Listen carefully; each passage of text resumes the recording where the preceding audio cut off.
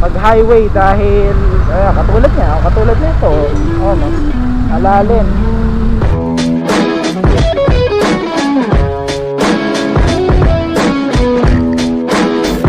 Okay, Rudis.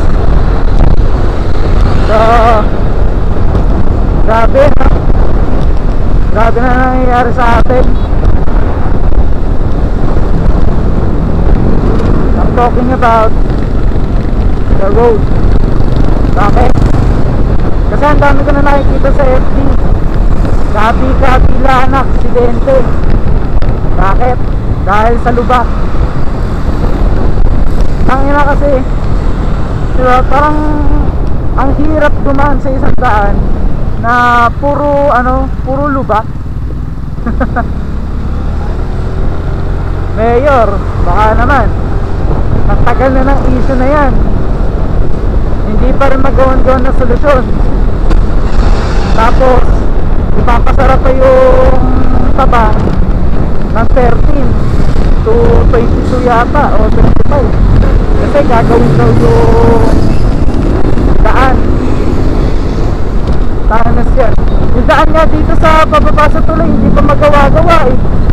Tapos magpapasara na naman kayo ng karsada para may gawin na naman na na daan.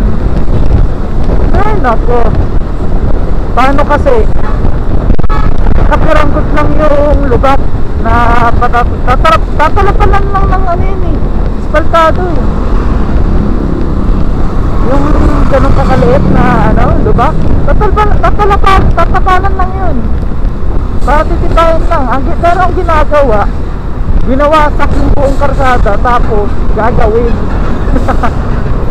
Kahit yung parte ng karsada nun maayos pa. Nako, nakakabaliw. Kaya pag pumunta kayo sa Bulacan o kaya bumiyahe kayo rin iasahan nyo na yung kabila ang lubak. Kasi ganyan, hindi pa naman sira yung karsada pero ginagawa para daw i-upgrade. Tapos pagka naulan, syempre hindi matutuloy yan, babain tuloy yung parting may bukal, magbabaha tuloy dun. Ay naku, lalo na dun sa Panginay, dun baha. Shit, ilang beses ako nadaan dun. Ilang beses ako nadaan sa Panginay. Ewan ko, minsan hindi na ako tumutuloy dun kasi nga yung baha dun, tangkinis, napakalalim. Lalo na dito sa Cruz, yung papasok din yung dinadaanan ko, di ba laging baha dun? O yun, grabe. Kaya minsan hindi na ako nadaan ng cruise kahit gusto ko mag-cruise. Kasi medyo dun medyo shortcut papuntang Tuktukan. Kung minsan ayaw ko mag-highway, wala, kailangan mag-highway dahil katulad nito, no, alalim. O katulad niyan, hindi nila tuunan ng pansin yan. At tinutuunan nila ng pansin, sirain yung mga matitinupang karsada para lang i-upgrade. Kuta, ang inaano lang naman nilang bakal sa gilid lang. Tapos may nakita pa nga akong post yung parang nakalapot na mga bakal. Parang na pwede na mag-20 yung mga manggagawa dun sa laki ng spasyo nung bakal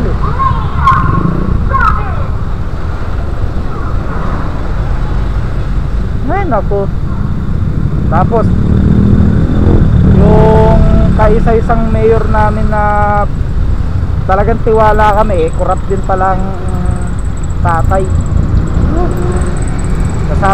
Kasabwat din pala rin sa sa scam na flood control project. Wala na ba talaga tayo mapagkakatiwalaan din wala na ba talagang papalit na medyo batang senador? para naman mabagod ka. Katulad yan, bahagod.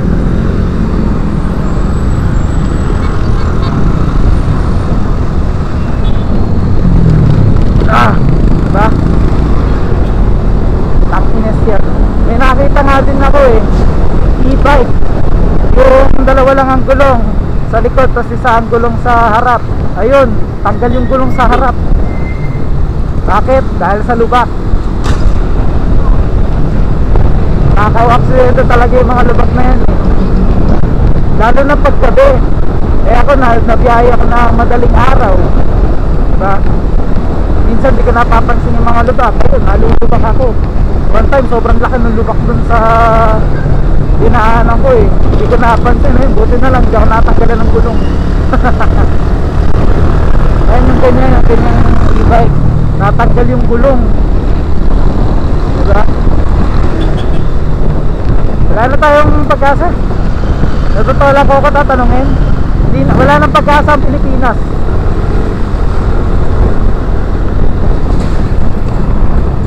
Wala nang pag-asa ang Pilipinas.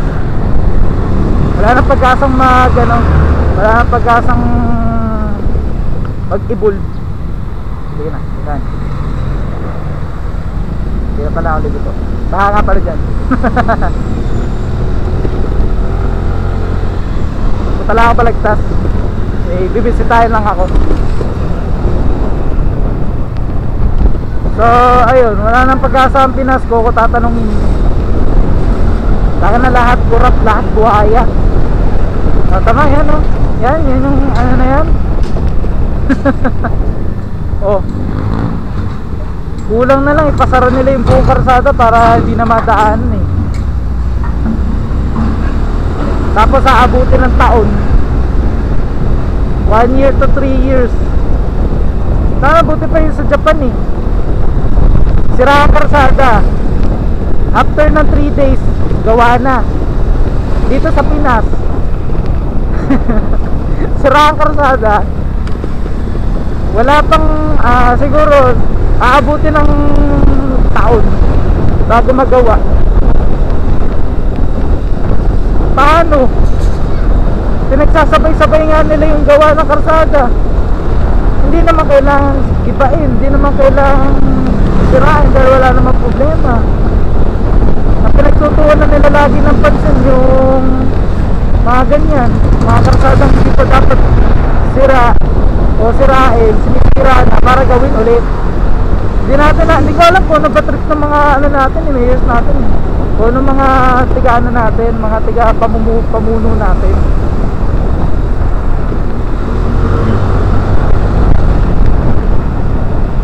Nice. Sana naman pagtuunan nyo ng pansin yung mga dapat gawin, yung mga dapat talagang pagtuunan ng pansin na daan,